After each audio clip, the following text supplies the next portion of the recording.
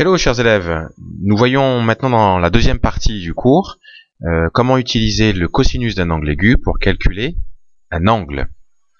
Alors on a vu en activité qu'il y a un lien entre le cosinus d'un angle et la mesure de l'angle lui-même.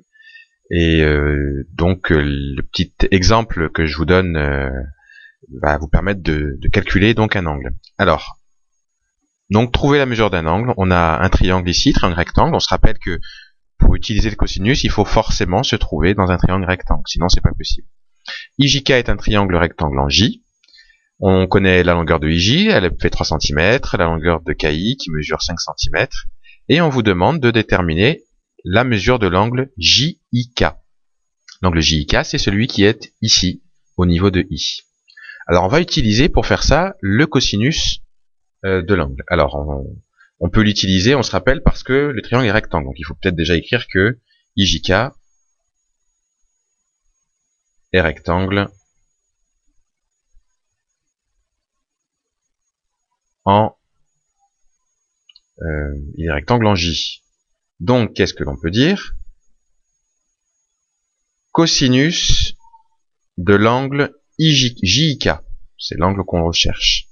Cosinus de l'angle JIK, d'après la formule qu'on a vue précédemment, c'est égal à la mesure du côté adjacent de l'angle à l'angle JIK divisé par l'hypoténuse. On regarde ici, on a cet angle-là. Dans le triangle, l'hypoténuse, c'est quoi? C'est IK. Et le côté adjacent à l'angle I, ça va être IJ.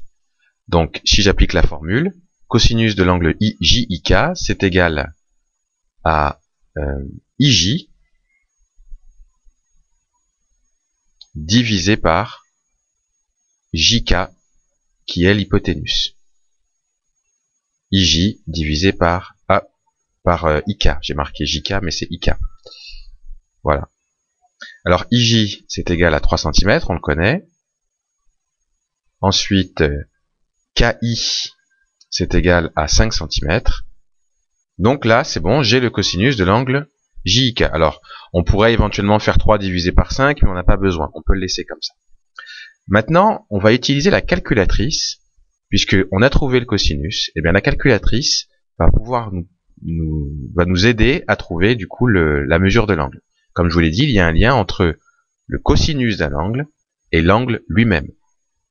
Donc, votre calculatrice, vous la prenez, et dans à la calculatrice, vous allez appuyer sur seconde, et puis vous allez appuyer sur la touche cosinus.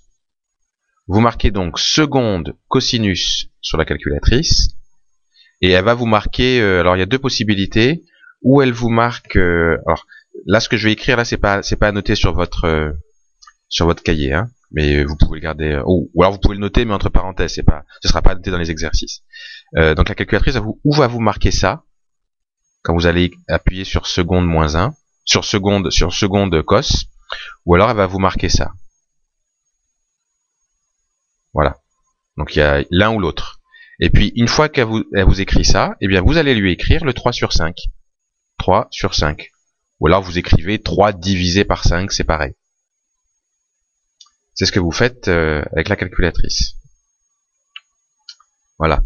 Donc, une fois que la calculatrice, vous avez écrit seconde cos, eh bien, elle va vous donner le résultat. Alors, laissez-moi juste le temps de le calculer, et le résultat qu'elle vous donne, c'est environ, enfin pour l'angle IJK en tout cas, alors on peut écrire, hein, la calculatrice donne